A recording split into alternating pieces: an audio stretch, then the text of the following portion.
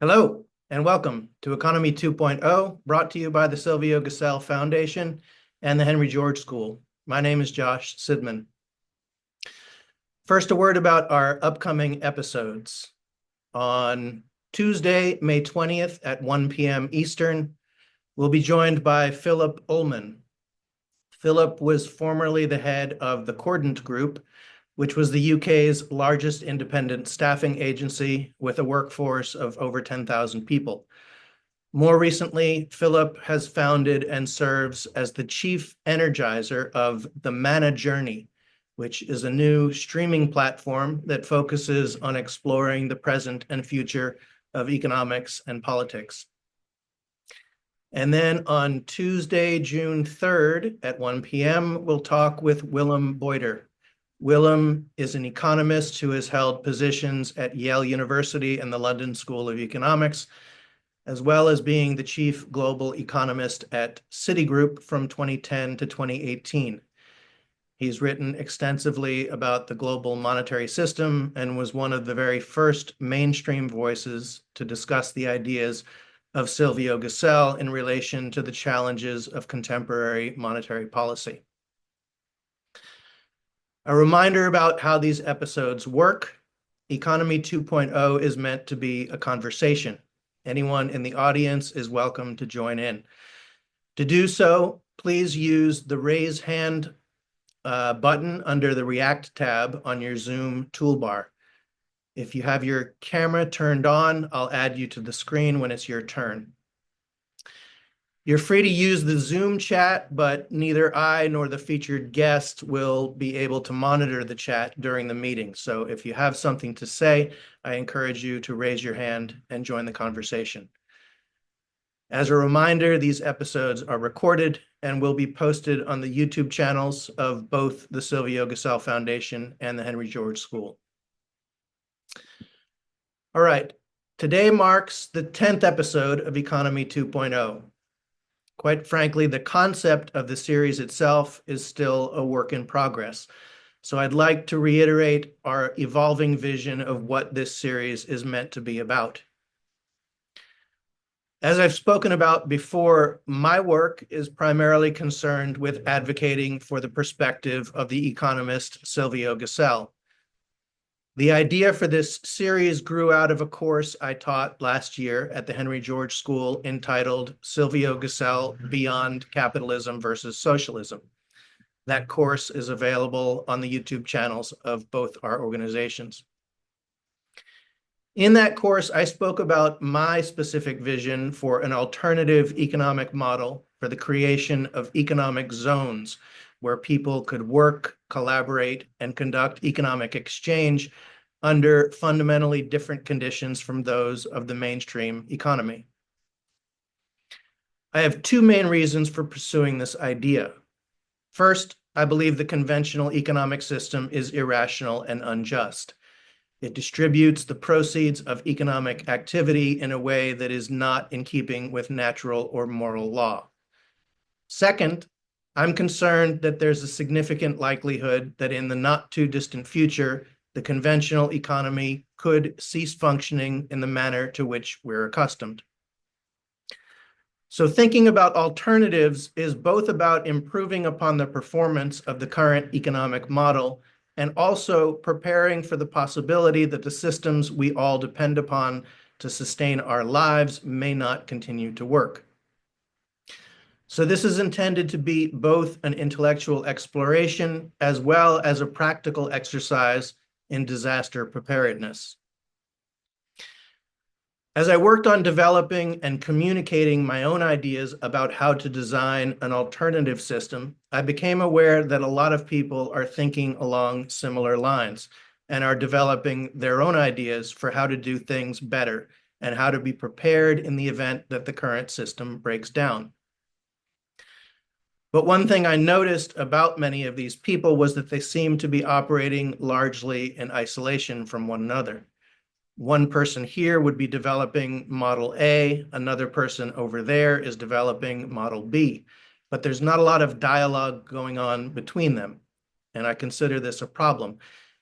because I view the challenge as so big and complex that it's probably beyond the capabilities of any individual or group to figure it all out on their own. So the purpose of this series is to create a forum in which these people can meet, discuss, debate, and perhaps even collaborate in the future. But there's another purpose to this series beyond the search for specific ideas for building a better economic future, and that is how to foster conversations about economics in general. In my experience, economics is a subject that the vast majority of people are repelled by. They either find it boring or they consider themselves to be incapable of understanding and engaging with it. This is a problem. Economics, in my opinion, should not and cannot be left to the experts. It's too important for that. I believe that all responsible adult members of a democratic society need to engage with the subject of economics, because if they don't, other people will do it for them. And those people, those other people, usually won't have our best interests at heart.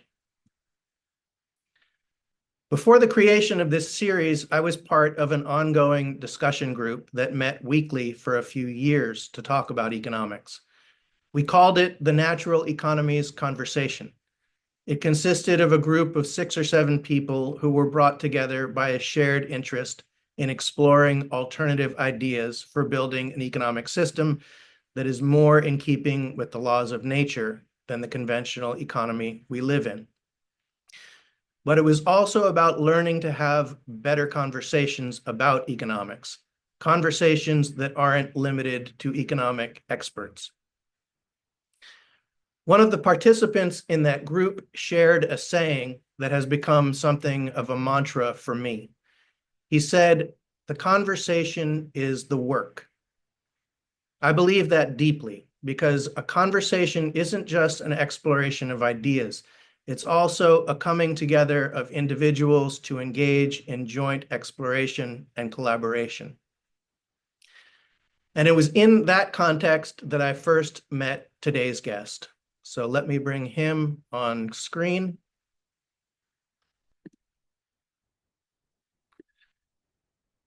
All right. Clive Menzies joins us from the UK. He's a thinker and writer who explores the subjects of economics, politics, and much more. He writes at his website, outersight.org, and was also a founding member of the Critical Thinking Project, something I hope we'll hear about more today. So as we continued the natural economies conversation week in and week out, we had the idea of expanding it and opening it to the public. We thought that the stuff we were talking about might be of interest to people beyond our little group. We were brainstorming about the idea of creating a web series, and we got so far as to record a couple test episodes. That particular configuration didn't end up moving forward, but it was the inspiration that eventually led to the creation of this series. And our very first invited guest was Clive. We had a fascinating conversation and got to hear about Clive's ideas regarding political economy, but unfortunately that conversation was never shared publicly. So I'm excited to reconnect and resume the conversation that started this whole thing. So Clive, welcome to Economy 2.0. Why don't you start us off by telling us a bit about your background, where you're from, your professional history, and how you came to be involved with the subject of alternative approaches to political economy. Right, thank you for that. And it's good to have a reiteration of how you came to be doing this, because it's actually given me a couple of triggers to talk about. Very brief history. I was brought up in a military family, very establishment, went to a public school, did lots of different things, but eventually ended up in investment banking in the city, where I was an investment manager, a business manager. I ran stockbroking business, unit trusts, investment management.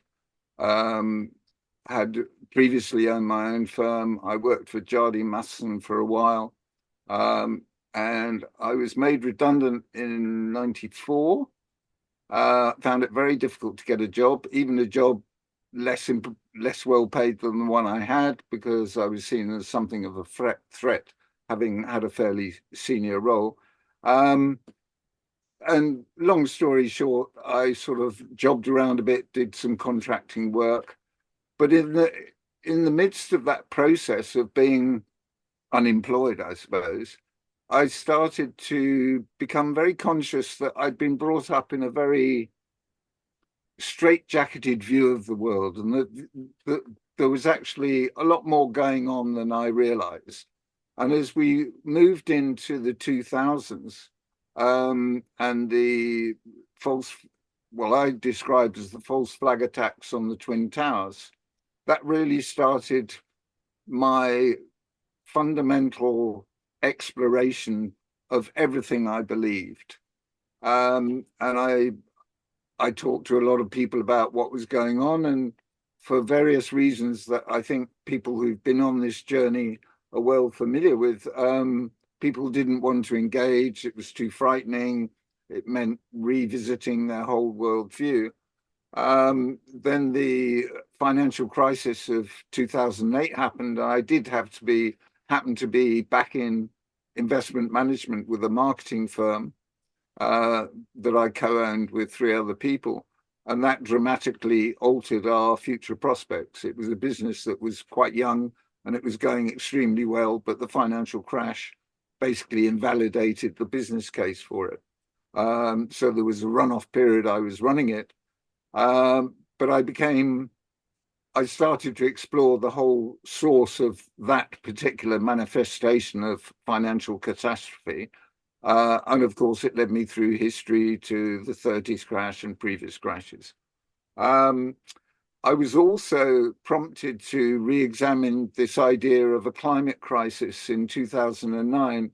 And after a few weeks study of the science, I realized it was a total scam. So by 2010, there was, I won't go into the detail, but there was something called ClimateGate, where a load of information was leaked onto the net, and there was there were three inquiries, one parliamentary and two others, but they were whitewashes. And I think by the time I got to the end of that, I realized that the forces that were ranged against us were so powerful, there was no way out of this. And I thought I might document what I'd learned in a book. But the Occupy movement in 2011, I think, reignited that idea that, maybe we could do something about this. And out of Occupy came the critical thinking project indirectly, because they fostered something called the Tent University and the Bank of Ideas, and the critical thinking project grew out of that. And it was a bunch of disparate people from all sorts of backgrounds. And we'd invite people in like Fred Harrison, who was, to my mind, was bringing Henry George to the masses, because although I read Progress and Poverty by Henry George, I think Fred sort of brought it to life in a way with one of the books that I read. And he came along to a few meetings, and we had a lot of different people bringing different perspectives to the table.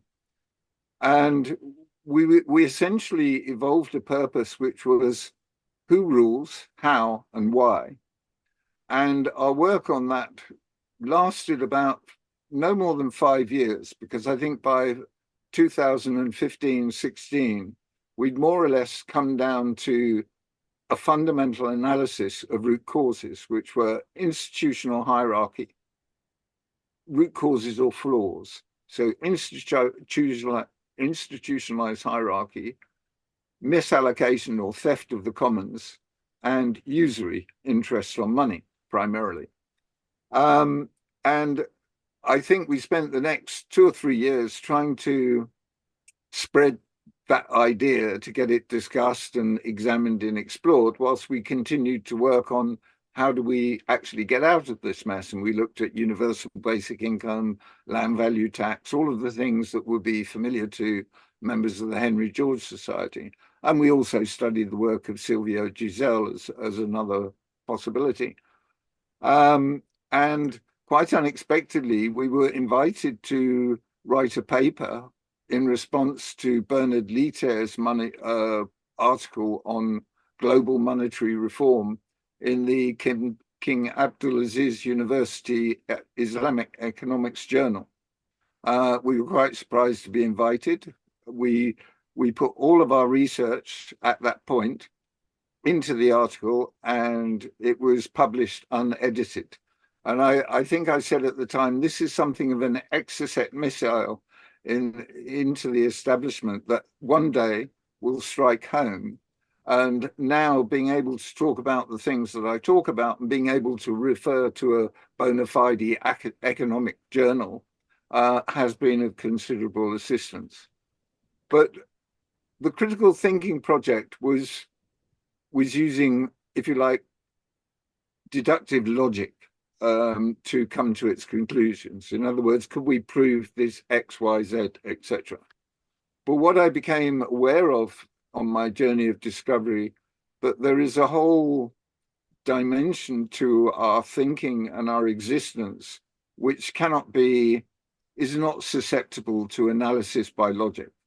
And so I started exploring esoterics through various different things, numerology, astrology, tarot cards, all of these, I Ching, all of these tools and methods by which people have sought to tap into ancient esoteric wisdom.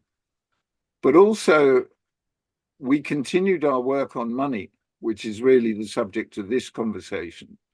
And I worked very closely with a friend of mine, Alex Nikolov, who was at the first critical thinking meeting in 2012, and we've worked together with other people ever since.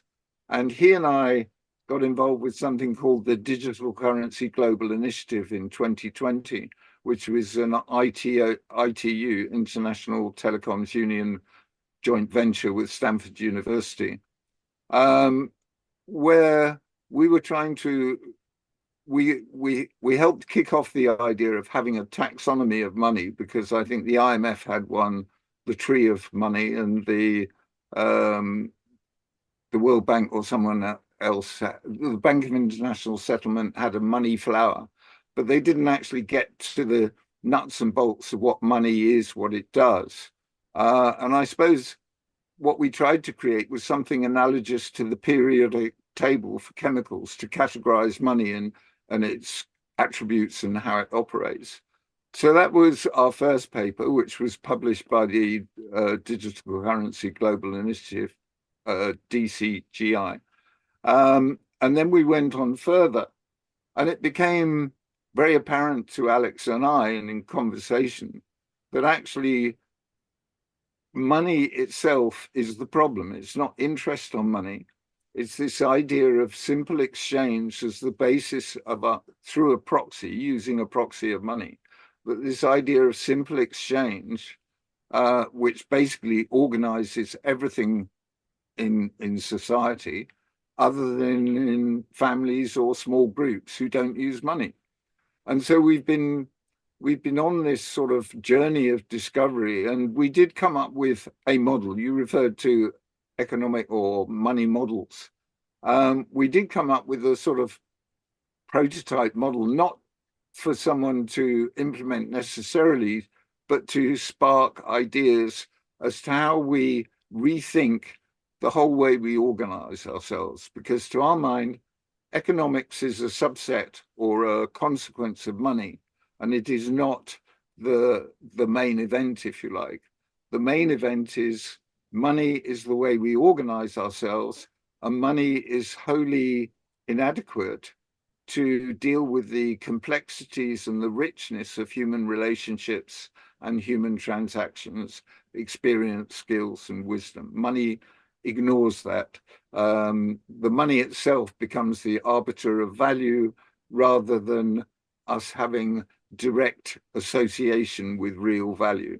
So the basis of our work over the last few years is trying to explore this and share these ideas. So we're not offering anyone a model.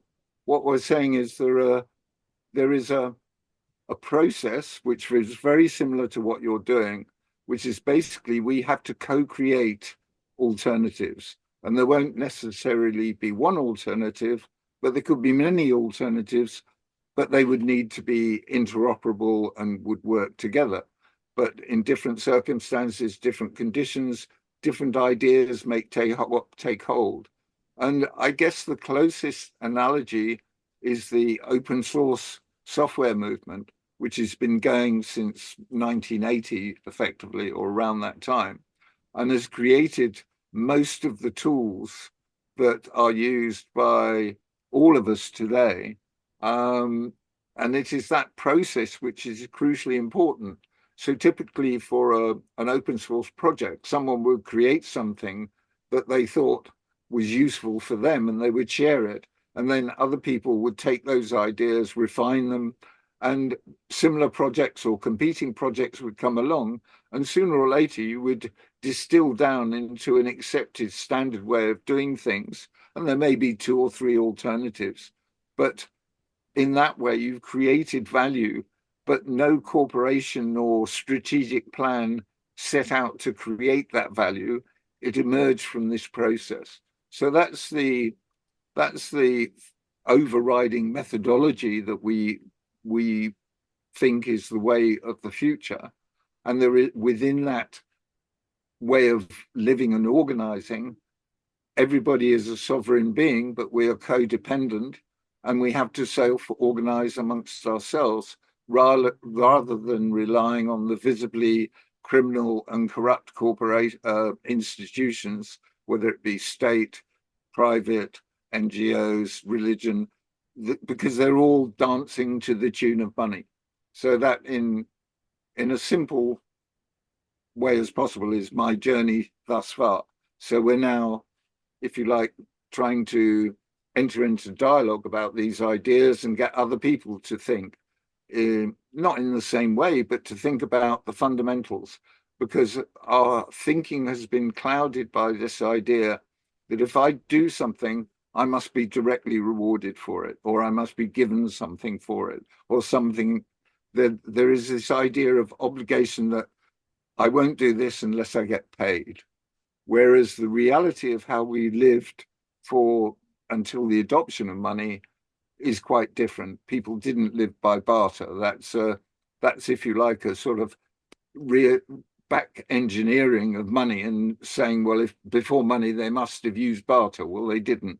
There's something far more complex, far richer, and far more in line with universal or God's law, which is basically love thy neighbor as thyself. And it's about mutual cooperation.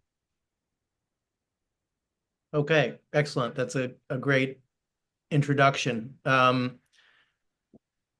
You have written a lot, and it's a challenge to plan a conversation because there's so many dimensions to your analysis. So I'd like to sort of lay out what to me seems like a plan for today's conversation, which would be to start with examining your analysis of the problem and then to work our way toward the present day and the future and your thoughts about potential solutions, potential evolutions from the status quo. So I thought we might start with the three key problems that you identify, which are institutional hierarchy, enclosure of the commons, and usury. Two of those three are completely consistent with the core of Silvio Gasell's analysis of economic dysfunction, which are enclosure of the commons and usury. The one that is separate from his and that I would like to learn more about today is institutional hierarchy. And here's how I'll pose the question to you. In my mind, there was a stage or many stages of human history during which I have a hard time conceiving of any alternative to institutional hierarchy. Um, how could you have accomplished what humanity has accomplished without it? I can see that in the digital age, there may be the possibility of moving beyond it, but again, this is a really long-winded question. I'm trying to encapsulate this, but in my mind, usury and enclosure of the commons are errors. They are injustices. They are things that never had to happen. But I'm curious if institutional hierarchy should be viewed in that same way, or was institutional hierarchy something that was organic and necessary at a certain stage of human and societal evolution, but that there is now the possibility of moving beyond. So can you focus on that one element of those three core problems and explain your view of what institutional hierarchy is, how it came to be a pattern of human society, and do you view it as a mistake or rather as a stage that we had to go into and perhaps through and beyond? That's a great question, and in some ways, you've answered the question for me. In that you cannot conceive of any time in history that things could have been accomplished without institutional hierarchy. That may be true. It may be an evolutionary misstep or an evolutionary necessity. Arguably, it was an evolutionary necessity. And when you talk about enclosure of the commons, that is inevitably a product of the institutionalization of hierarchy. Because in order, putting it simplistically, you have a king, he needs to keep his power, so he needs to have barons or lieutenants of some sort who will act on his behalf, and they need to be rewarded. There needs to be some sort of quid pro quo, and that is really what led to the colonization of the commons.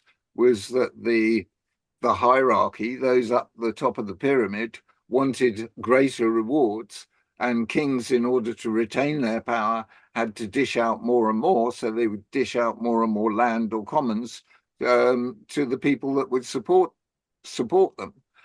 There is another layer to this, which is because we would argue that the kings, the democratic governments, the corporations, they are not the top of the pyramid. The top of the pyramid is the people who control the money. And anyone who's watched Game of Thrones knows that the Iron Bank always gets paid. And typically in the fight for the Iron Throne, the families would be vying for supremacy, and they would each go to the Iron Bank to borrow money. But if somebody defaulted, then the Iron Bank funded people to go and recover what they could from the offending party, whichever it was. And that's a very close reflection of reality today. So if you're a king, we know from Macbeth the Machiavellian plots that take place in royal courts, and throughout history, there's been vying for position. So I think an institutional hierarchy is inextricably linked to the commons and inextricably linked to money. The two of them, they're all three are interlocking. And we would argue, or have come to the view, because for a long time it was a question of, well, which is the root of this problem? And first one thought it was hierarchy, and then enclosure. Well, enclosure of the commons seemed to be a product of hierarchy. But when you truly analyze from many different perspectives. Money is the way we organize ourselves, and that has created institutional hierarchy. Kings or emperors or priests needed gold to create armies or to bribe people or whatever it may be. So, to our mind, money is at the fundamental root, and institutional hierarchy is wholly inefficient at dealing with societal problems because the decision-making process is so detached from where it has impact. And economics is the creation of something to try and, if you like, read the runes of what's happening on the ground at a high level in order to adjust the levers to make something happen. But we know how, one, economics is deeply flawed in that there are a great many so-called truths that actually have no foundation in reality. But it's an artificial construct which only exists because of money. And economics students, professors, whatever, never examine money. It's the one thing that's never examined. The reason being that money controls academia and makes sure that nobody actually analyzes money, because that would be very detrimental to those who truly organize the levers of power. And those are the people who control the issuance and creation and destruction of money. I'd like to go directly into the subject of money, because that's sort of where our conversation focused 2-3 years ago, whenever it was that we first spoke. But we've got a hand raised, so let me bring Ed Dodson into the conversation. I'll try not to be too long. I just thought that your initial question, is it accidental that we have hierarchy, or was it necessary? And I think tracing hierarchy back to its earliest appearance, it's just part of the human nature. As Henry George said, man seeks to satisfy his desires with the least effort, and therefore has a tendency to try to monopolize natural opportunities. So as soon as groups began to settle in one place, no longer following the animals, no longer moving season to season, the challenge is, how do you allocate access to the natural opportunities that exist? And it very shortly, a hierarchy appears. And, and part of that hierarchy is the role of the shaman, who now is the knowledge bearer of when to plant, when the rains are going to come, when the droughts are going to come. And so that gives the religious hierarchy in the community a chance to provide services, but certainly get compensation for that out of the wealth being produced. And then the second evolution is, if you're settled in one place and there are other groups that are marauding and potentially enemies, you have to create a defensive structure. And so the second level of hierarchy appears with those who are the defensive protectors, the warrior class, and eventually the warrior class realizes that they can turn their weapons in the other direction and oppress their own people and get a higher share of what's being produced rather than what would voluntarily be conveyed.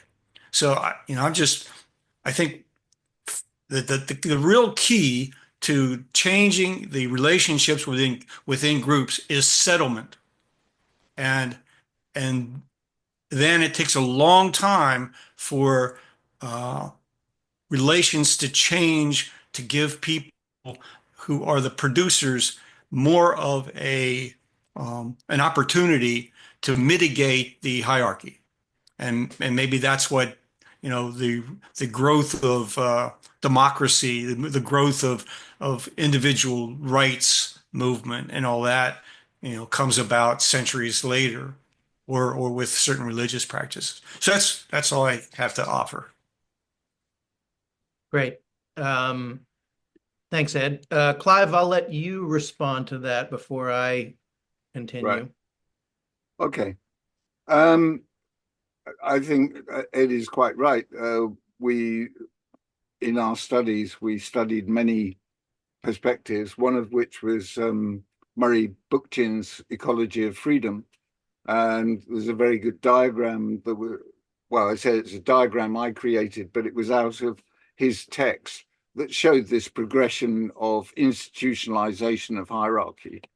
And I think essentially there is a difference between leadership and institutional hierarchy. And what I'm not saying is that, everybody is equal all the time. What there is in institutionalized hierarchy is a lack of feedback mechanism. And the problem is that we are now in a state where you are promoted way beyond your level of competence merely for compliance. So as long as you recite the agenda, apply the agenda, whatever it may be, then you will be rewarded with Nobel Prizes and all the other status and fast cars and untold money, etc. This is an inevitable corruption once you institutionalize hierarchy. Ed mentioned democracy. Democracy, under the old regime of kings, a king would issue money, and upon his death, there would be debts. And typically there would be a debt jubilee. And one of the problems with the money system is that it needs a constant reset. So there would be a debt jubilee, and the new king would issue new money and it would start all over again. The invention of democracy was only, or the adoption of democracy only took root as fast as those controlling the money could influence the outcome. They made sure that, initially it was direct bribery of candidates when the franchise was very limited, but increasingly it's through mass media, mind control, playing left versus right, etc. Democracy is a fig leaf of representation or democracy. It's not real democracy. It is as corrupt as any dictatorship. It just gives us the feeling that we're part of the process. Democracy, we've seen the trajectory over the last 25 years, and very little has changed, and yet it's swung from left to right to left to right. Arguably, Tony Blair set more in train to privatize the NHS and create the economic chaos we have today. He did things that Thatcher couldn't have got away with. So, democracy is no solution. But on this subject of hierarchy, what we're really talking about is scale. And I think Ed is right on when he said they couldn't organize in any other way. That was because they would reach a certain scale. So in families and small communities, you don't need money. You understand people's needs, their capacities, their wisdom, their relationships, their history within the community. And typically up to about 150 people, that community will thrive without money, without competition. And I don't actually subscribe to this idea of the selfish gene that everybody's trying to better themselves, because I know a great many people who, in spite of all the incentives, are far more concerned with helping their fellow man than they are in personal status, if you like, or riches. So it is this problem of scale. So once you get to, or once one got to that position where communities have grown, how do you continue to operate on that complex, what we call family and small group methodology? How do you extend that when you're dealing with strangers or on a large scale? Because in human capacity terms, there wasn't the capability to understand the needs, capacities, desires, relationships, all of the human dynamic in in amongst, however many people you wanted to deal with outside your community. And so money was, if you like, a very useful proxy for value. But it didn't represent real value. It just represented an agreed value for a particular exchange or a number of exchanges. And where we are now in the position where the money itself dictates the value rather than what the real value is on either side, which is why we have drugs that kill people that are supposedly curing them. It's why we have weapons. It's why we have all the perversity in the world today. So when I said you answered your question, it was your allusion to the internet.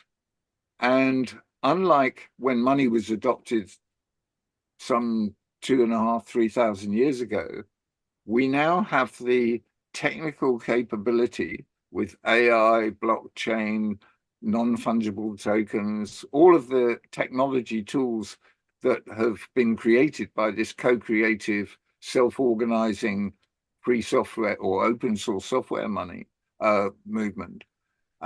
We have the tools, and we even have demonstration of the power of this, because you have companies like Facebook, Amazon, Microsoft, Apple, Meta, Google.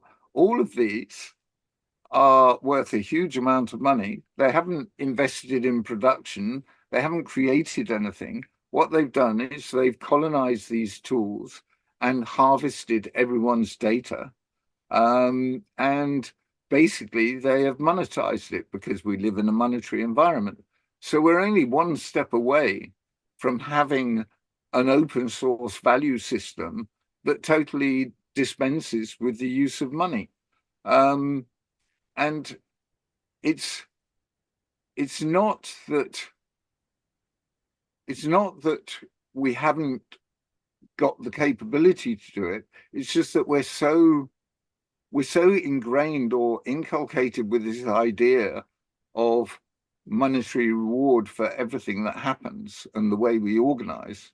But our analysis, when you go back to hierarchy, shows that basically the whole money system and everything that we are expected to comply with, be it taxes, debt interest, fines, charges, all of the monetization of society, which has accelerated out of all proportion in the last 50, 60 years, all of that gets sucked at the top. We're given these fictional stories that we have to raise taxes to pay for this, that, and the other. But these things all belong to us. The utilities belong to us. The commons belong to us. They belong to all of us. But through this process of institutional hierarchy, colonizing all the commons, and then using money as an extractive force to steal real assets from the majority of the people. And that's the reality. We live on a human farm, and the farmers at the top provide the incentives for all those people up the pyramid to not only abuse their fellow man and those below them, but to abuse themselves. So they put themselves under pressure to do so many things, even just, simple things like you want to go to the shops, or you want to go to the doctors, or whatever. There are various financial obstacles as you go along, whether it be car parking charges, public transport charges, the bureaucracy of trying to navigate a website to go and see a doctor. All of these are sort of means of sucking people's energy and resources, and that's what this system thrives on. So the reason that we've gone beyond money as the solution. In other words, it's not a different economic system or even a different type of money, be it digital or whatever. It's the whole basis of how we organize ourselves, and there is a spiritual dimension to this, which probably is not of relevance to this conversation. But the more you open up to the way the world could work, the more you realize that it's in harmony with natural law, universal law, God's law, however you like to describe it. because we are naturally sociable, mutually supportive beings. And if we organize ourselves in such a way that people had autonomy, they recognized their codependence, but they could self-organize according to what satisfied them and their community around them, be they geographically located in one place, or whether they're sharing a common interest across the world, then that sort of dynamic is a very different way of working, and money becomes irrelevant. And our view is that, you know, where we're going, we see this as an inevitable transition. I see it at grassroots level amongst all the groups that I talk about, that I talk with and associate with, different groups, health groups, food groups, whatever. But it's happening at a structural level as well. And I would argue it's happening at a spiritual level. We are going through a fundamental shift in human evolution. And these conversations, I hope, are going to open people's minds to ideas that go way beyond rethinking economics or how we issue money, but actually thinking about how we organize, because there is a fundamental problem in this sort of binary transaction mode of organization that we operate on today. Okay. I still want to hold off on going into money, because I think that once we do that, that will probably be the rest of the conversation. I want to reiterate one more time, perhaps a little bit differently, my first question, because I'm still not clear about your view. So as it relates to those three fundamental problems: institutional hierarchy, usury, and closure of the commons, I could describe a hypothetical story of history in which usury and enclosure of the commons never happened. I don't think they had to happen. I think they were mistakes. And I could paint a picture of a history in which they never came about. But I'm not clear that that is the case with institutional hierarchy, and that relates to the point of scale. I've read one of your articles where you dealt with the subject of proto-sustainability and drew a line from prehistoric human civilization all the way through to the future of human civilization. And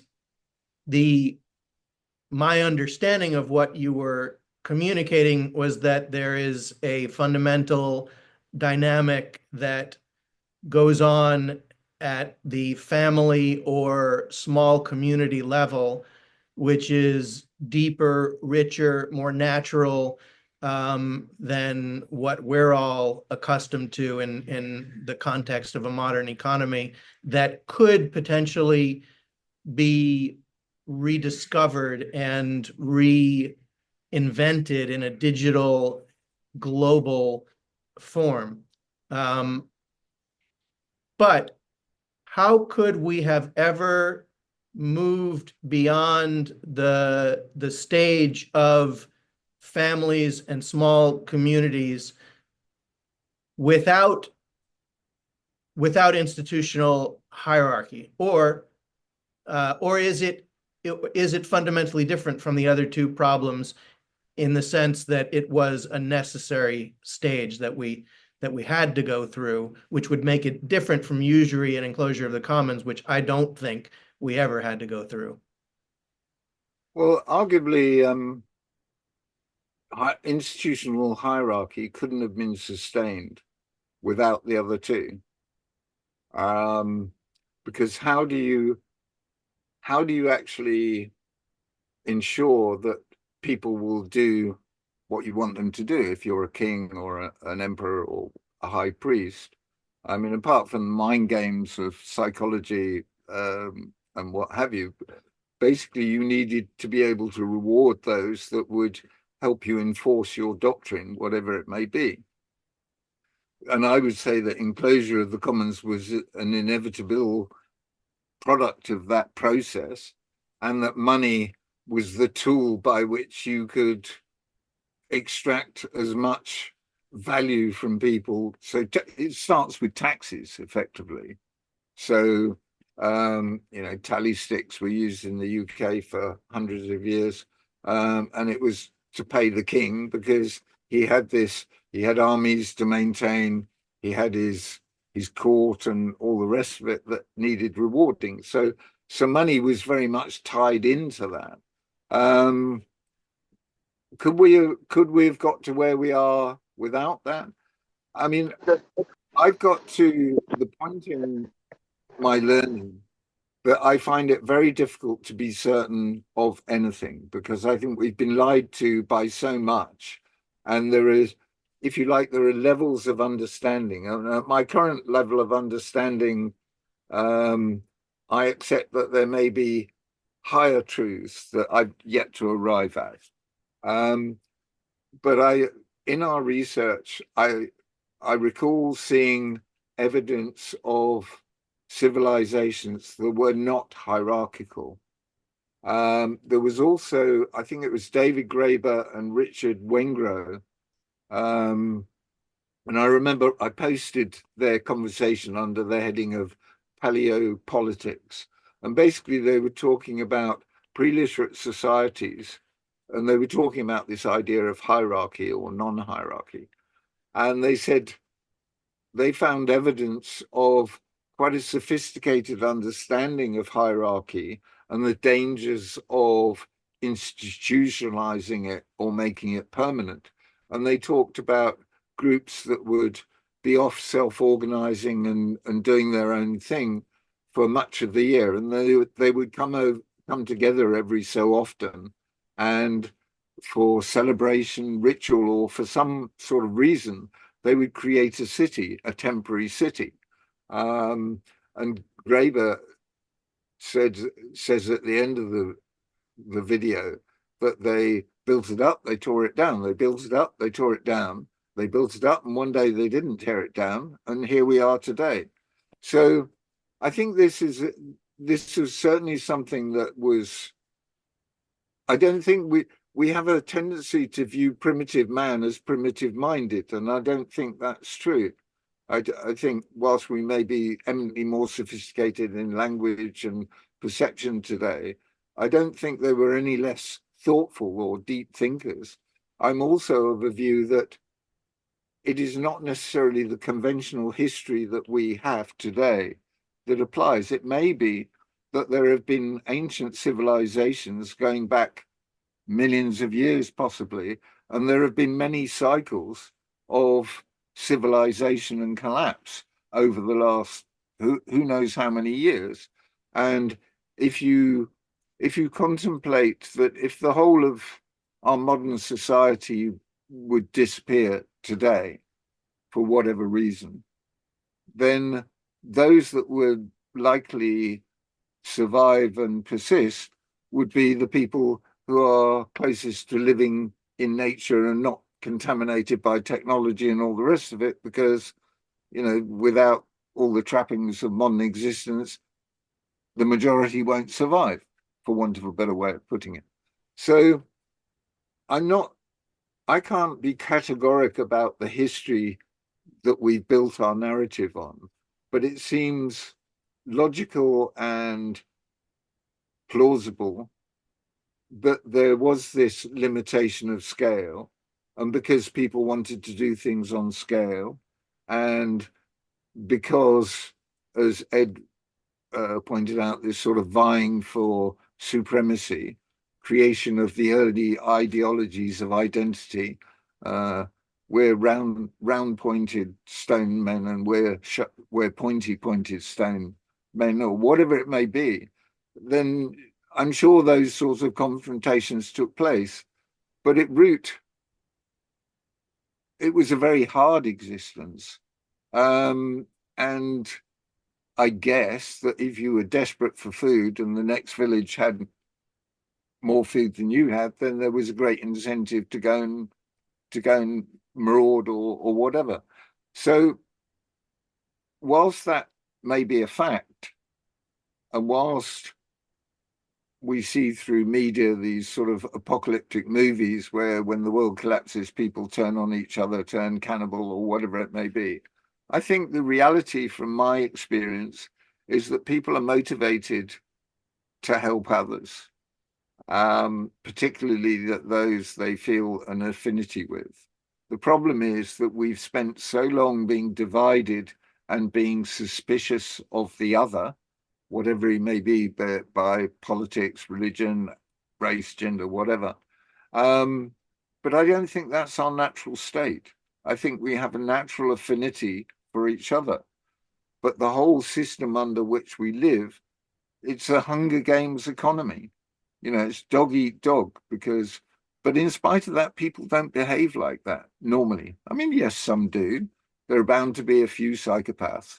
But if you've created a society, a self-organizing society that functions well, then people will have to adapt to that rather than trying to impose their particular ideology, whatever it may be.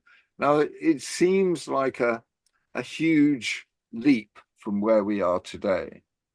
But from what I've seen in the last few years at a grassroots level, the number of groups that are not relying on publicly provided or corporately provided health services, food, all sorts of activities that people are undertaking at a grassroots level, that gives me the confidence to know that that is how the world could operate. But those who don't engage in that behavior are enmeshed in I mean, one could use the mouse wheel analogy or any analogy you like, but, you know, people are trying to survive. They're trying to do as best they can for their family. So rather than question the system, they're trying to compete within the system. So they're complying, they're paying their taxes, they're doing all these things. But increasingly, that system is failing people and they're beginning to look elsewhere. And when they look elsewhere, they're beginning to see examples. So we have these two forces that I described: the structural force, which is that we now have the tools and technology to organize on a completely different basis. But we also have the human awakening, for want of a better description, to the reality of their current existence, and they're exploring possibilities for something much better. And that doesn't involve money. It involves looking after everyone else around you, because what you find when you live like that is that you get looked after. And it wasn't, although it was a religious saying from Jesus, love thy neighbor as thyself. If everybody believed that, then you and I wouldn't be having this conversation. But we live in an environment that makes that almost impossible to live by unless you make a conscious effort to step away from the system and withdraw your energy, withdraw your resources, and work on the basis of those around you being looked after, and they in turn look after you. And that is the dynamic. The problem is, across cultural barriers, language barriers, whatever, that was never possible before the advent of the internet and all these wonderful bits of technology that we have. But there's a lot of fear of technology. People talk about the singularity and it's going to take over the world. I mean, it's basically a tool, a very sophisticated and clever tool. And arguably, people have tried to shape the way artificial intelligence works. But if artificial intelligence develops, it will encompass all of the knowledge and distilled essence, if you like, of what we achieved in critical thinking and come to the same conclusion. That I wrote that before critical thinking stopped in 2019, when AI was first being talked about in any sort of serious way. I postulated that if it had access to the same amount of information and distilled it down, would it arrive at the same conclusion? My conviction is it would, that we've organized ourselves on an incorrect basis. We've made an evolutionary misstep, but it's not irrecoverable. And luckily for us, the universe is giving us a second chance. But I don't think we're going to blow it. I don't think all that they're trying to do at the moment in terms of exercising control over people is going to work. I think it's crumbling already. You talked about financial collapse. I would argue that we've been in a financial collapse since the last financial crisis. The problems within the economic system are far more acute. What is going to trigger it? I thought this tariff war might be the trigger, but who knows? The amount of derivative value that overhangs the real economy will wipe it out like that. And they can't pull the same bailout trick, although they're going to try and steal people's pensions and savings. But they'll be wholly inadequate for the hole that is created by this collapse.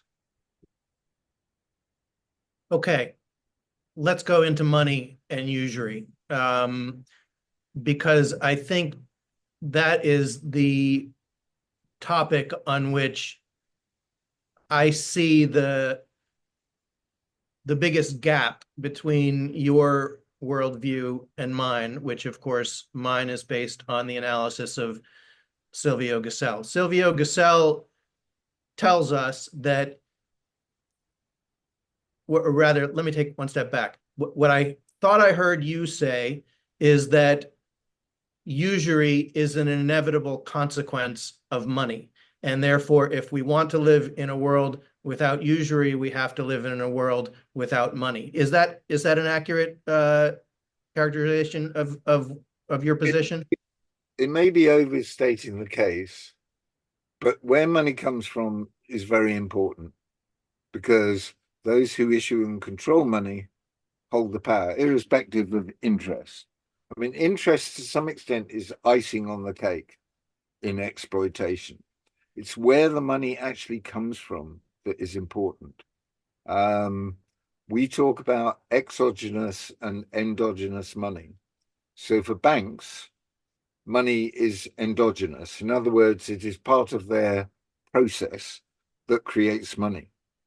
But to all the people who use money, it is exogenous. We have to obtain money in order to operate.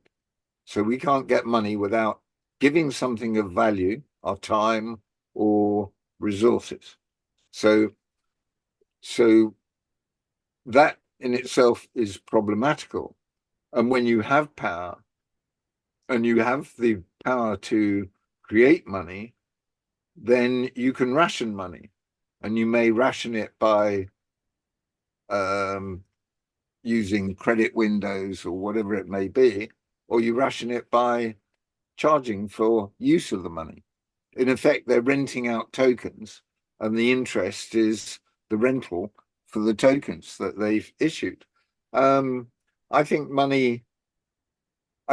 Gesell's idea of money, I think, was a very good one, but he was working in the 1930s when printed circuitry and the internet hadn't been invented.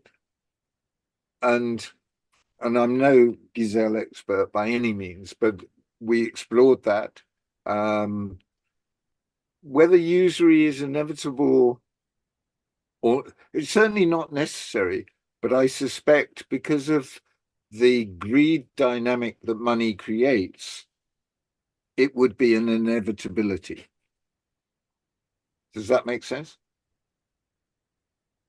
Well, that's the core of what I perceive as a gap between your perspective and mine. I'm not here to give a speech on Silvio Gesell. Anyone who's interested in that, they know where to go. I did an 8-session course, which is available online. One of his main messages is that usury is a consequence of the fact that we have misunderstood the correct nature and function of money. We screwed it up. We designed it wrong. And had we not done so, usury would not exist. Like I said, this is not the time or place to connect all of those dots, but my question for you is if you do not subscribe to Gassell's analysis of the causes of interest, again, he says that natural, rational money would not give rise to interest, and therefore usury would not exist. Usury would never have been a problem.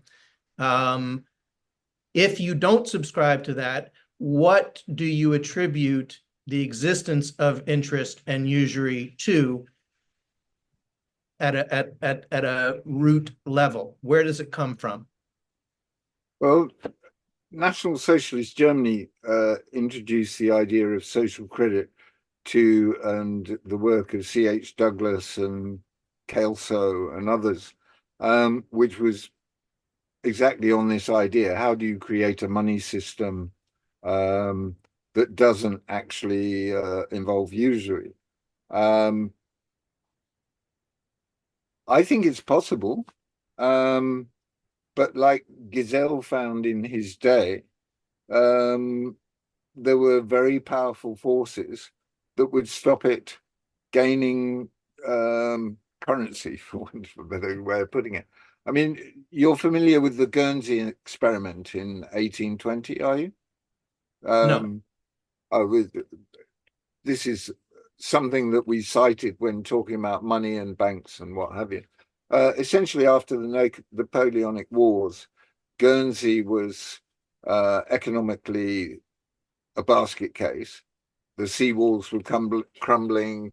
The tracks were so deep in the roads that the carts couldn't, the axles got stuck in the mud, and they had no market, no commerce. And it was a British protectorate, and they had a British English High Commissioner. And the ruling body, the States of Guernsey, went along to the High Commissioner, and because they had a problem, and he said, "What's your problem?" They said, "We don't have any money, and nothing's working. The seawalls are crumbling, etc., etc. We don't have a market. There's no commerce." And he said, "Well, do you have materials?"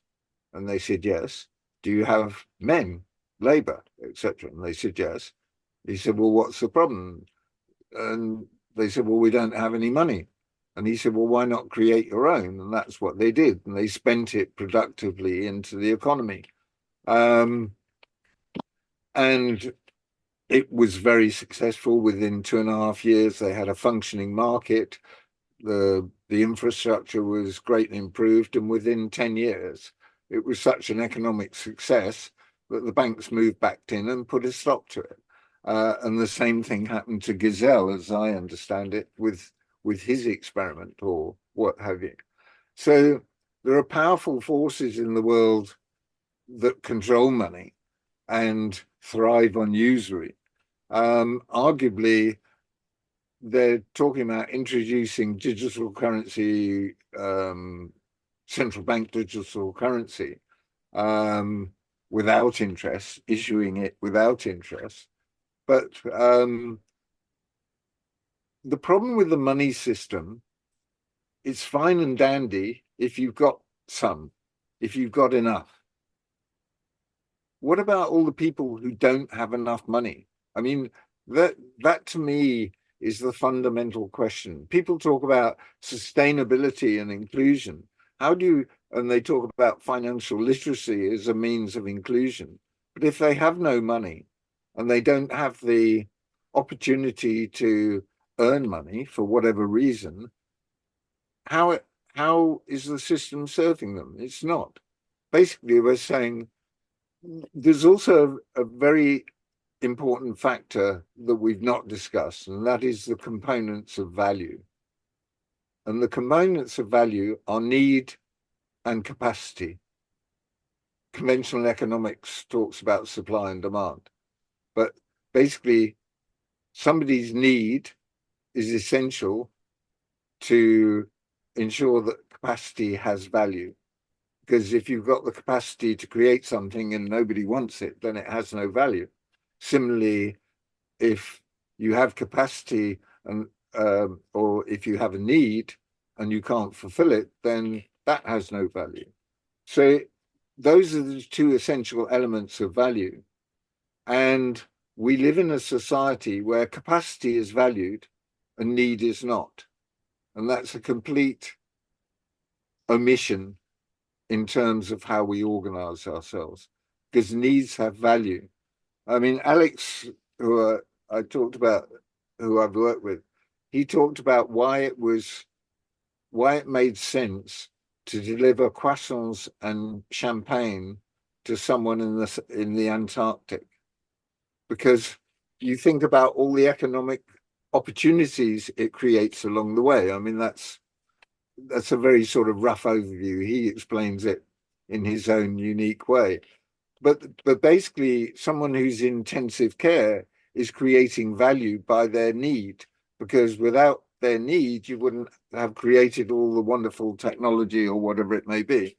I would argue that, you know, a lot of that technology is not good for us, but leaving that aside, need is creating value, and yet we live in a system that doesn't value need. It only values capacity.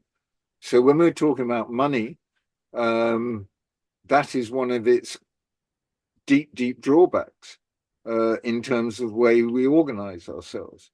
Just because you don't have money means you are greatly disadvantaged in our current structure. And what different solutions that are being offered around money don't do is address that problem. Everybody talks about sustainability and inclusion, but how can you be sustained and included if you don't have the capacity, but you have need? Well, again, arguing from a Gussellian perspective, I would say that the problem that you just referred to of what about people who don't have money is addressed. I won't claim that it's necessarily completely solved, but it is addressed by his proposal of demurrage, which is intended to separate the two primary functions of money, the medium of exchange from store of wealth function.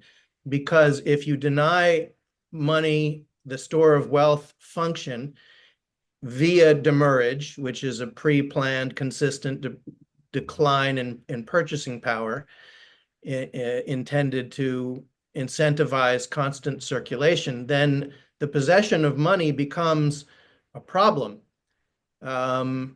Because if you hold on to it, it's going to melt in your hands.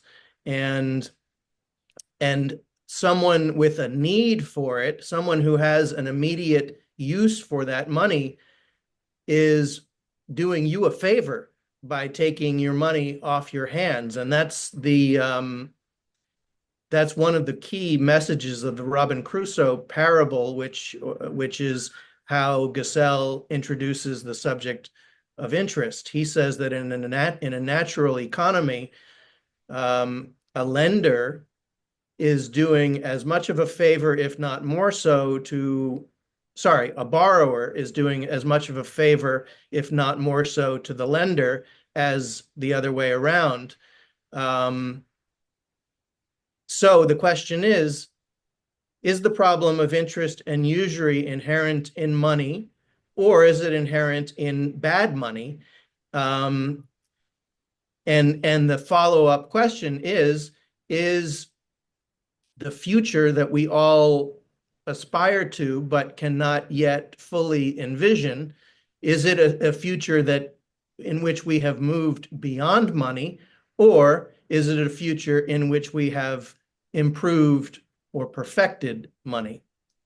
Right. I should say at this point, Josh, that what Alex and I are talking about is not prescriptive in terms of how we get to where we're going.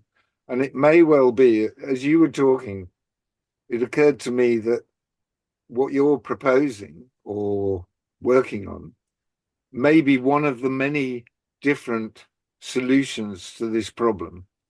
And because when we were working with the central banks and organizations in the digital currency global initiative, we talked about a bridge.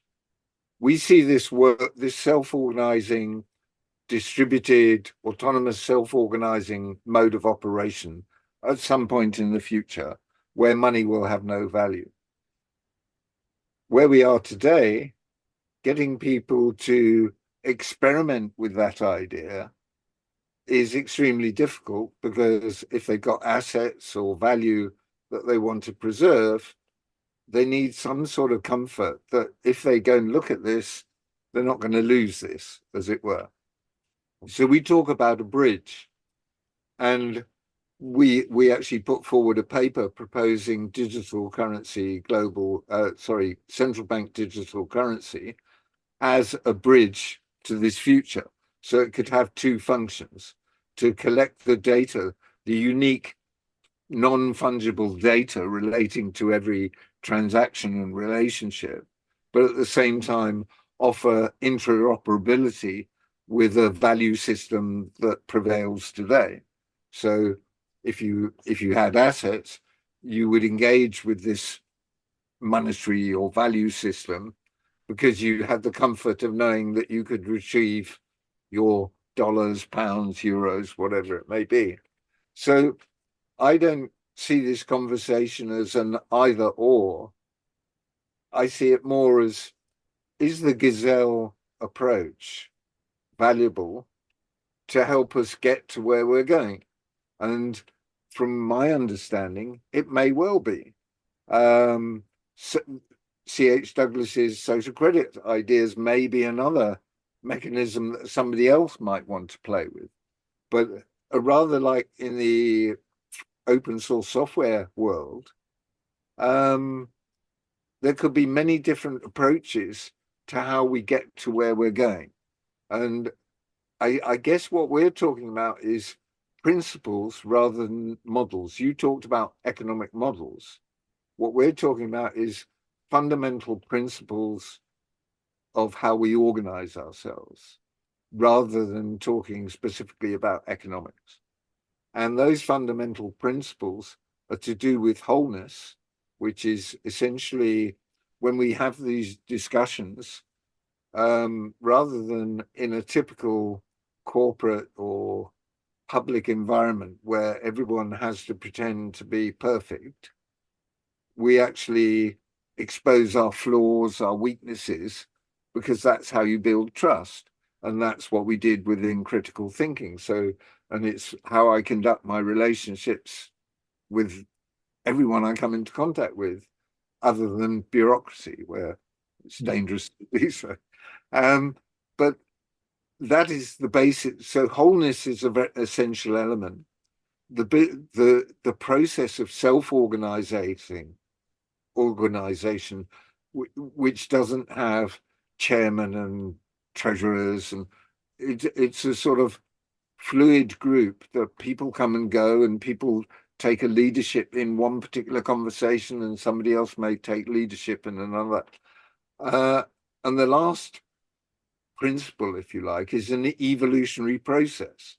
So when critical thinking started, it set out with questions about things, but that evolved into who rules, how, and why. That was its evolutionary purpose that emerged from our work. So there's a chap called Frederick Laloux who wrote a book called Reinventing Organizations about 7-8 years ago, and he studied organizations of scale that operated on a self-organizing basis, and included Buurtzorg, which is a care in the community health service, which employs now, I think at the time when we were looking at it, it employed 10,000, mainly in Holland, but now it covers 25, I think they've got 25 countries and more people involved. And there was a power company that created and managed power stations in the US, which employed, I think, I may be wrong, don't quote me, but I think it was 50,000 people on this self-organizing basis. So, and it was from him that those principles emerged. So I'm not saying to you that Silvio Gesell is the wrong answer. I'm saying he may be, or his ideas may be very useful in getting us to where we want to get to, if that makes sense. Yeah, it makes complete sense. And it's a critically important question in my mind. I've said before in previous episodes that I think of the history of money as a story. And it simply would not make sense to me at a story level for the sequence of events to be the invention of a clearly fundamentally flawed form of money, and then having all of the negative consequences of those flaws play out, lead directly to the conclusion that money itself is the problem, and therefore that we need to go beyond it. Because there is, in my mind, in terms of story structure, an intermediate stage that has to be there in order for the story to have coherent structure, which is the elimination of those flaws, the improvement, perhaps the perfection of money, to see what the world looks like with good money as opposed to bad money. And at that point, we will be in a place where we can much better evaluate the question of, is a post-money existence A, necessary, and B, possible? So I think that viewing this as a dynamic evolutionary process is the right way of thinking about it, and perhaps is the key to reconciling your view and mine. But again, since this is not intended to be about Gesell's solutions, but more about exploring your ideas, I'd like to skip over the idea, or go ahead. Before you do, can I just stop you? I agree with you. Good money is better than bad money, and I would say that Silvio Gesell's idea were good. The question in my mind is who or how will implement this? How will it be implemented? Because to my mind, we cannot rely on the institutions that have patently failed us, all of them. There is no institution which is uncontaminated.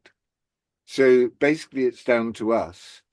So in that context, how does Gesell's ideas take shape in the world? I would say that Gesell does not have a good answer to that question. I individually am working on my ideas for improving upon and developing further his ideas to address precisely that question. And my approach is through the creation of a local community model, which can be offered to the world and adopted by any and every group that thinks it's a good, promising avenue to improve their lives, and to take what I describe as a toolkit, which includes a Gassellian form of money, to set up for themselves on a local basis to begin with, alternative economic zones in which to conduct human economy and to experience. Okay, I get that.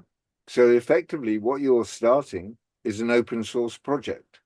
Yes. So from that, people will be able to take your ideas and maybe take some of our ideas and come up with a different iteration that gets us closer to what I'm talking about. So I see the work you're doing, and I know other people working on other ideas. These are all valuable, but we're just trying to, if you like, extend the frame beyond money itself to how do we organize, and what is value? Because those four terms that I've used loosely, endogenous, exogenous, and the one that I haven't used much, fungible and non-fungible, are crucial in this discussion.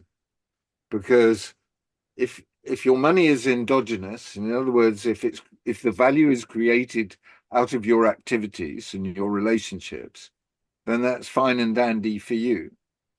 But if your money is exogenous, you've got to obtain it from elsewhere, then that puts you at a distinct disadvantage to those who are creating the money, however it is created.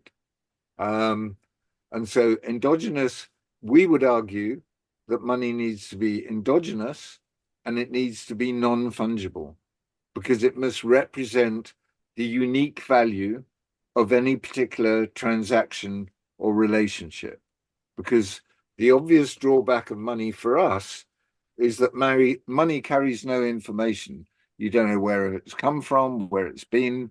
You know nothing about the history of a £10 note, whereas we have the technical capability to capture the unique value and store and transmit that value, transfer it in space and time. We have the technical capability to do that. And that is so much more aligned with how we operate in families and small groups. Because as I said earlier, the big problem was scale. How do you scale? Well, we now have the tools to scale that methodology. So I see your idea as being extremely powerful and useful, but, and this is not a but, I'm trying to amplify, that should be open sourced and other people should build on that. Maybe someone will take this as an idea and say, well, I like that, but I think I've got a better way of doing it. And so these value systems will evolve.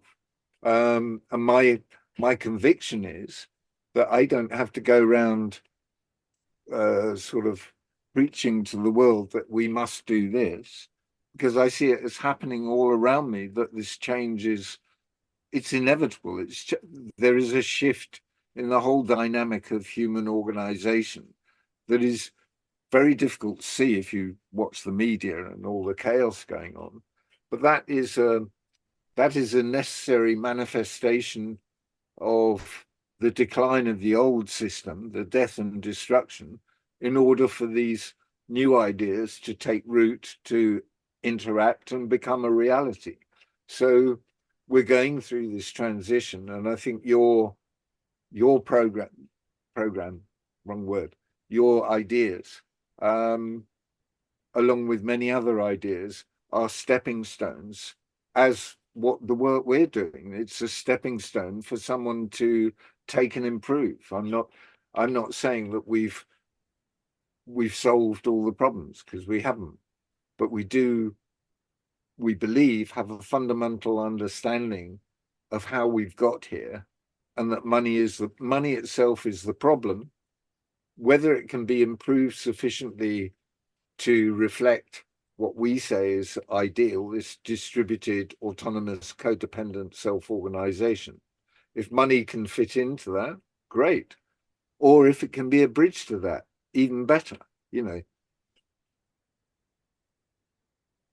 All right. In terms of budgeting time here, there are a number of directions in which I think we could go from the point that we're currently at, and I have one particular direction that I think we should go in. But before we do that,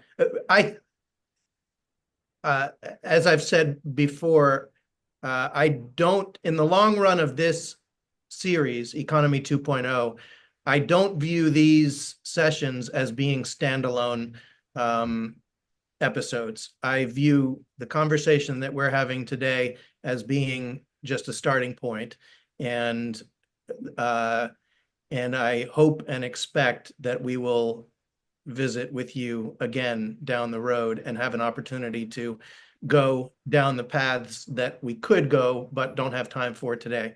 Let me just quickly say that in terms of my proposed system, which I have called the natural economic system, which is a sort of a tip of the hat to Silvio Gesell, since his book was The Natural Economic Order. It is explicitly intended to be an open source dynamic. I've used the term human computer. That is what I hope the network of communities that would adopt this model would represent, that each community would take what is going to be designed in the most adaptable, flexible way to use in a million different ways according to their own circumstances, their own ideas, their own creativity, and for the network to process the intelligence that is developed in that way, so that a group in Iowa that is using the toolkit in one way and experiencing good results can share that intelligence with the entire network, and so something that I, as the initial creator of the subject, probably may have never even imagined, can become part of the system and propagate through the network. So open source is absolutely a part of what I envision. But again, this is not about my system. This is about you're the guest here, and I want to explore your ideas. So could you talk about this guy Laloux and his book? I think you said Reinventing Organization. Was that the title? Yeah. That's a subject that I still don't grasp, struggle with. And it relates to the issue of scale, which we talked about already.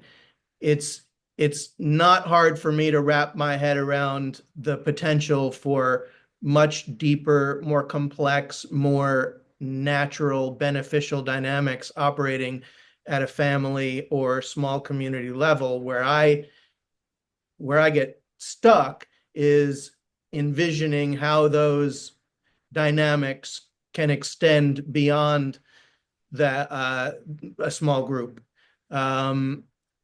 So can you tell us more about Laloux and specifically paint a picture for how can more complex, large-scale processes be accomplished without money, without hierarchy?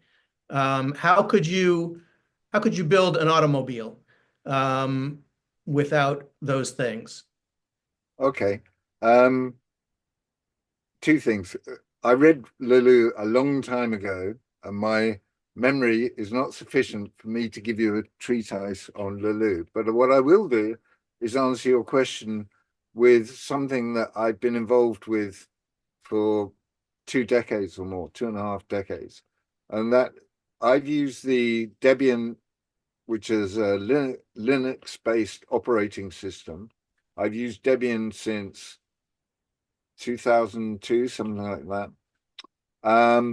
And that is a highly sophisticated operating system that, to my mind, is more secure, it's faster, it's vastly superior technically on so many levels to Apple and Microsoft, and it has no corporate control. It is a self-organizing, well, it's a series of self-organizing projects, as is most of the open source software movement.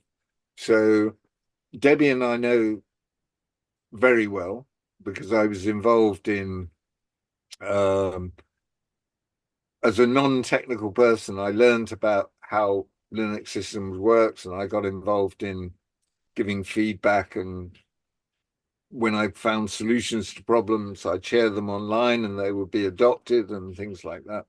So I've seen large, complex challenges be solved.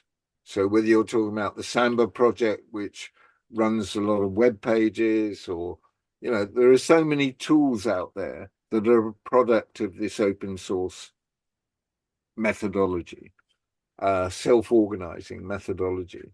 We're now extending into hardware. So you can buy what effectively computers on small chips, and you can get AI to program them for you to do what you want. I mean, the possibilities of creating independent networks, all sorts of solutions to complex problems are there. Building an automobile on a self-organizing basis, I'm sure it's possible. It's not something I'd put my head around.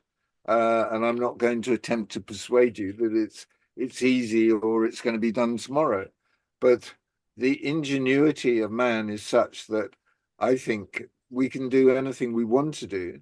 And the question is, do we want to build automobiles, or is there something better that will give us more flexibility, use less of the Earth's resources? You know, who knows?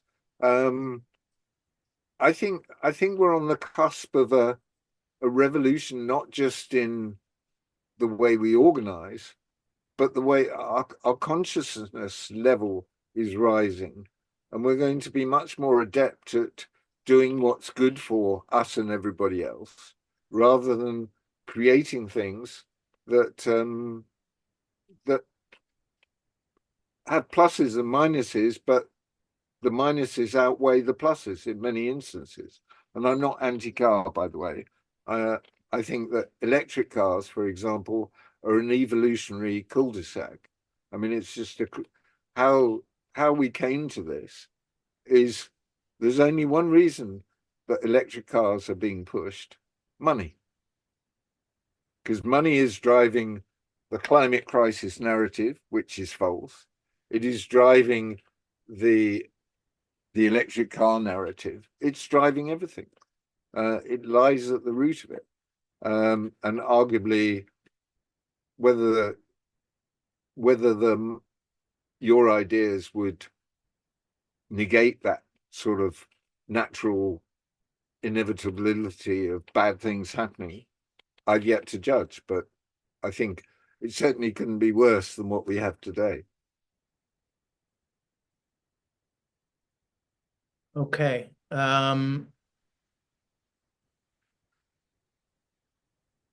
Again, now I'm choosing between two directions here. Can I just say that Alex has appeared on the call? I don't know whether he's actually in the room, but he may have some observations at this point, because he and I work very closely together. The last article that I posted was actually written by Alex. Do you want to take a 5-minute snippet from him as to his assessment, or ask him a question that might actually give you a different perspective on what we're talking about? Certainly, he is more than welcome. Alex, if you are there and would like to join, could you hit the... Oh, there he is. Yeah, let's bring Alex Hello, I on. don't know if you can hear me though.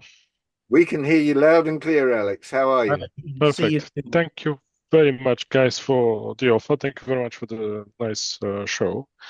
The only thing which I could think of is that um, we had some conversation, Josh, back in the past, and what I think, for myself, I discovered personally is that the subject of money is complex only because we became so dependent on it that we cannot, and we became part of the problem itself.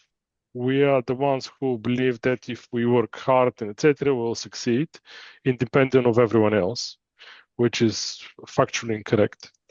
But then that is preventing us to socialize our problems because we live for the last so many years, and there are two systems going on at the same time. One is open source, as Clive mentioned, which allows people to socialize their problems and their solution to those problems. And the other one, the society at large we live, which is organized through money, which is forces us to privatize our problems. That's why if someone have a problem, then that's your problem, because we made to believe that we are capable of doing everything, as long as we work hard enough. As long as we're smart enough, we'll do the right things, which is very way away from reality itself. That's why effectively it just creates depression, because obviously this believes in us and you cannot fight it, you cannot revolt against yourself.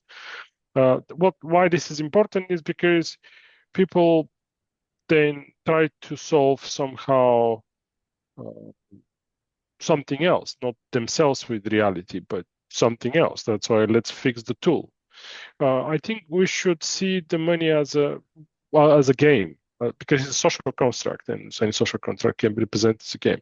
And if the kids, when they play a game which they don't like, or doesn't work for them, they just change the game. We should be able, as grown-ups, to achieve the same story. That's why, and the other bit is to see money not as a given, but as a tool, but as a methodology, which is kind of over the years managed to infiltrate itself in every form of interaction we have. And that was the goal of money back then, when we could not scale our interactions.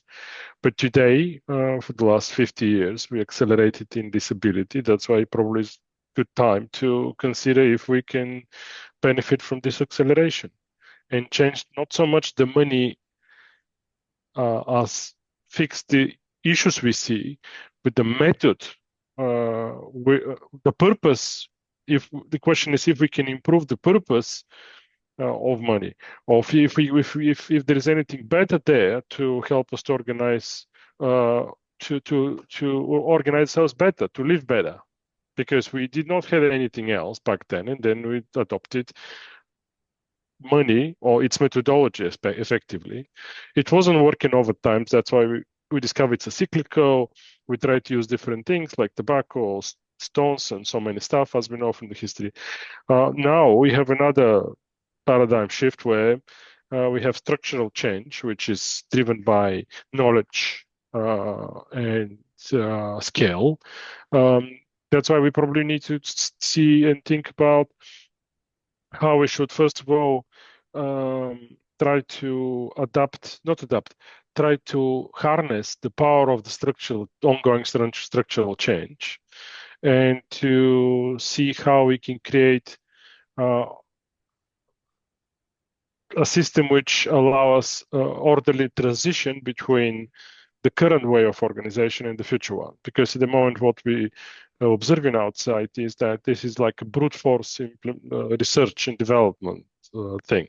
Everyone develops a thing, learns quickly that, for example, currencies have fluctuate. That's why let's then rename them, call them stable, invent some stabilizing mechanism, and we're kind of not seeing the whole picture, but trying to fix things which everyone individually heard about. That's why we should, because you talk about better money, I think we should look at better methodology of organizing ourselves.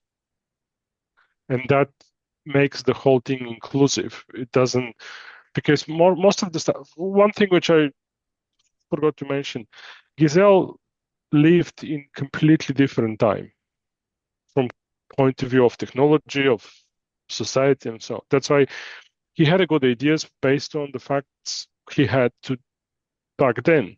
Now we live in, for the last 50, 60 years, we live in a very accelerated society where our capacities to solve things accelerated in comparison to the industrial revolution, because you mentioned, can we build a car? Back the industrial revolution, I don't know if Clive mentioned that before, but the industrial revolution lasted 200 years, and we improve our capacity to produce things 100 folds. Where the current revolution, if you call this revolution, structural change, is lasting probably around 50, 60 years, and increase our capacity to handle reality or data between 10 to 100 million times. And this Excel, obviously, is creating the new world, because if you see back then, the world was created about production of things, cars, Ford, and everyone else, and then money accumulation and everything. Where if you look, what creates the current world is systems and tools which help us to organize ourselves as people, like emails, systems to connect, LinkedIn, Facebook, Google, who allow us to share and search our knowledge and so on. That's why these tools are exactly what we were missing back then 3,000 years ago when we decided to adopt money. That's why these things are lying around. We have methodology to organize ourselves, which called open source, which is very effective, and it's proven over the last 50 years that it solves problems of a long period of time, and solves also complex problems, involving problems. Because if you think about how fonts are changing, standards are changing, and so on, but nonetheless, we have mobile phones which are powered by open source software. Most of the computers, Microsoft, which is example of closed source, which is representing money, let's say the money approach, centralized, well-paid, well-funded approach, currently uses more than 60% of in their offering as an open source. Linux, which is the open source, is embedded in the kernel of Windows, which shows that the two ideologies won. And clearly, if you call it this won, I mean, society as a whole wins. But if we were looking to evaluate what is better and how to organize ourselves, it appears that if we don't use money and allow a particular way of organization, we achieve much better at scale in comparison to single company called Microsoft. That's why these are the observations which I kind of wanted to share. That's why it's not about serious gazelles or CDBC or stable coins or stuff like that. People need to think to make their life easier. I think they should think about what is the purpose of money, and if we agree what's the purpose of money, to organize ourselves. Then the next simple question is there is any better way to organize ourselves? Okay, if there is a better way, or if we organize ourselves already in some kind of a better way without using money, then how we can create a transition or incorporate the current official paradigm. Because when we started the Global Initiative Digital Currency program 5 years ago, we were still discussing official and non-official things. If like official tender, no one is even questioning Bitcoin as a method of payment. That's why which we should just look at the how we can benefit from the ongoing knowledge change, and how we can benefit as a whole. Because at the moment, people are benefiting, but they're few and far between.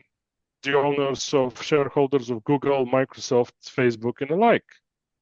We are the power. Everyone knows this, but for some reason, no one is kind of thinking further out from there.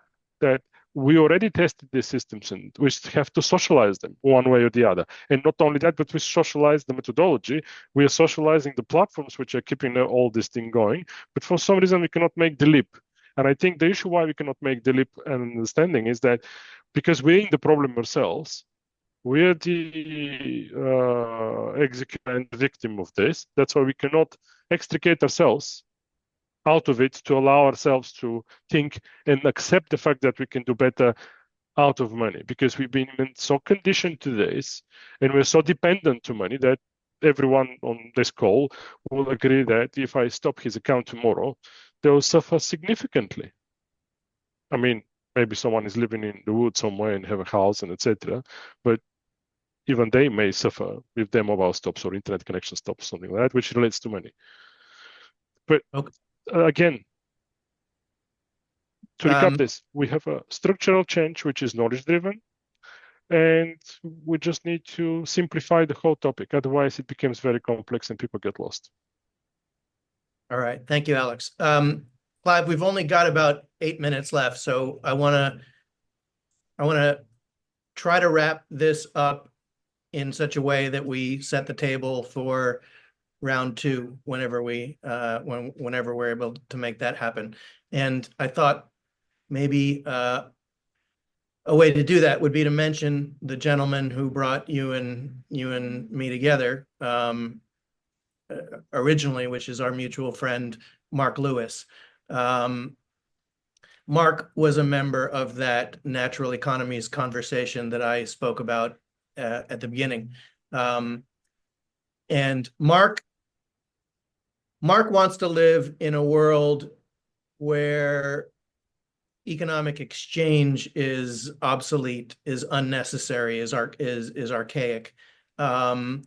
He wants to live in a world where we do what we are naturally inclined to do, where we give of ourselves in the form of gift to the world, and the world gives back to us, and that exchange as a concept is unnecessary.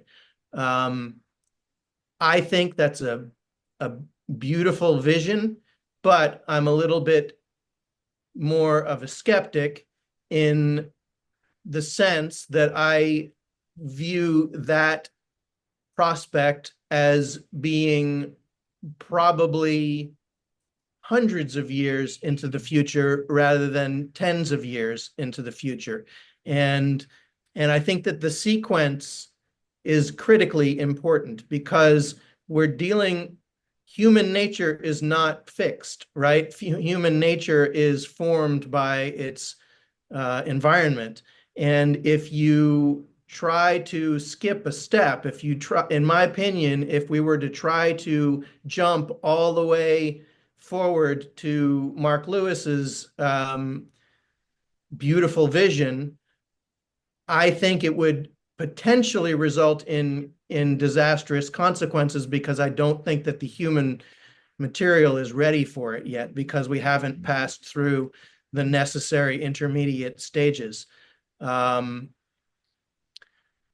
I believe that one of those necessary intermediate stages is the improvement and or perfection of money. So maybe you could wrap this up with some final thoughts about exchange, because you talked about exchange in the beginning, and that kind of brings us full circle. I believe that exchange is still necessary, and given the condition and the state of humanity, of the human material that comprises the system, do you can you envision a future in our lifetimes where we move beyond exchange, or is it a matter of getting better at conducting exchange? I could answer this in several ways. On one level, I agree with you that it's going to take time. But once the sort of ideas that I've described are actually implemented, they will become so compelling that their adoption will be very rapid. So that's the first thing. So that's at the structural level. At a spiritual level, what I've learned in my journey so far is that the more I give out, the more I give up, the more I get back. And I ceased to worry about how little money I had or getting more money quite some time ago. And yet I live extremely well. I eat well. I live in a beautiful place. I meet with beautiful people, and we operate without money, essentially. I mean, yes, we have to use money to get external things, but money plays less and less of a part in my life today. So do I believe it's going to take a long time to shift human nature, as you call it? I would argue that human nature has been inverted by our use of money because it's created a competitive society in which conflict and all of the ills that we see around us today, ridiculous decisions about so many things, the way we assault ourselves with poisons in our food, in our medicines, and what have you. These are all a product of money, as is the what you describe as human nature and what Gazelle talked about gaining advantage. My transformation has been both practical, analytical, and on top of that, it's been spiritual. And through recognizing that the universe looks after me and not worrying about how much money I have or how little I have, and looking after those around me, I'm rewarded many, many times over to an extent that I wouldn't have believed possible. And that doesn't mean to say that people are giving me money. They're not.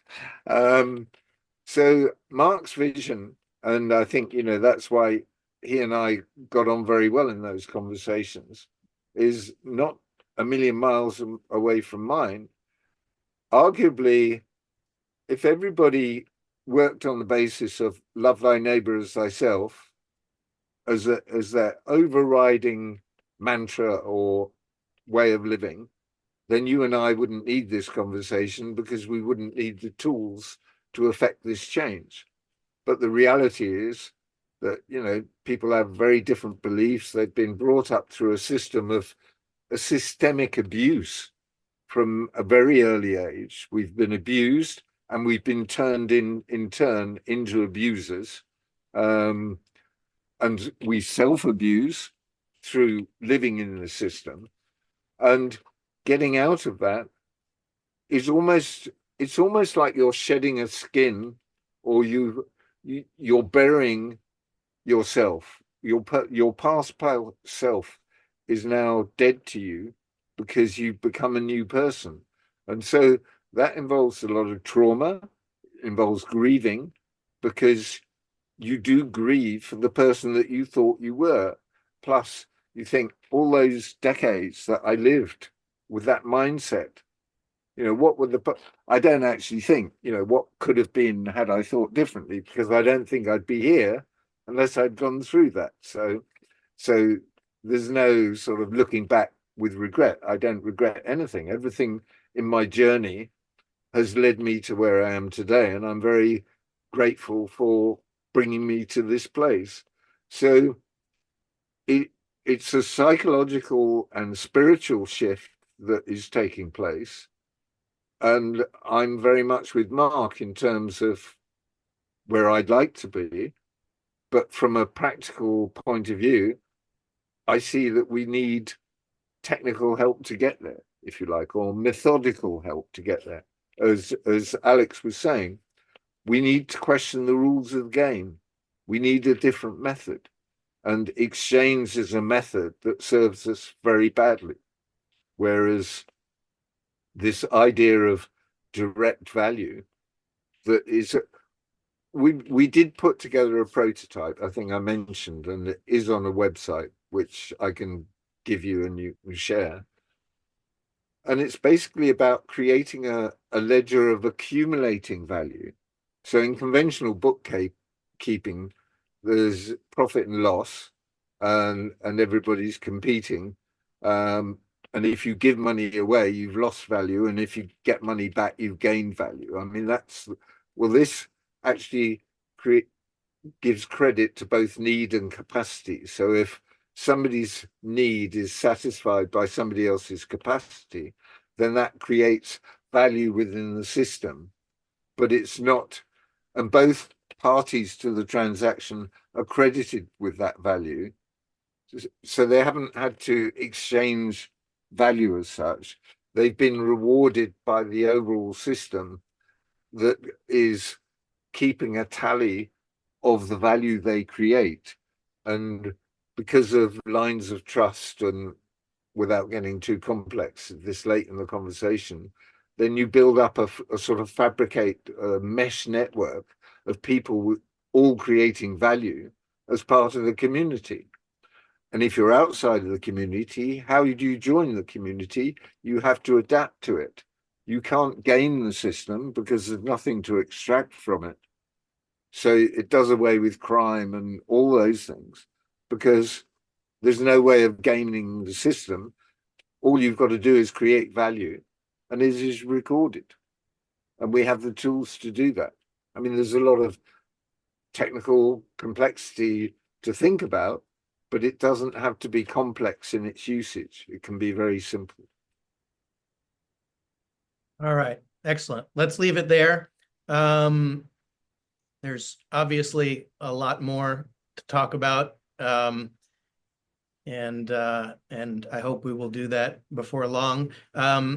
Any links that you want to send my way, I will include in the description of this video when it is posted to YouTube. Are there any other resources, websites that you want to mention before we wrap up? The tokenization example is on a site called macroriskconnect.com, which I'll send you. The methodology of co-creative development or learning is on a site called co-creativelearning.org. You mentioned my site, our site.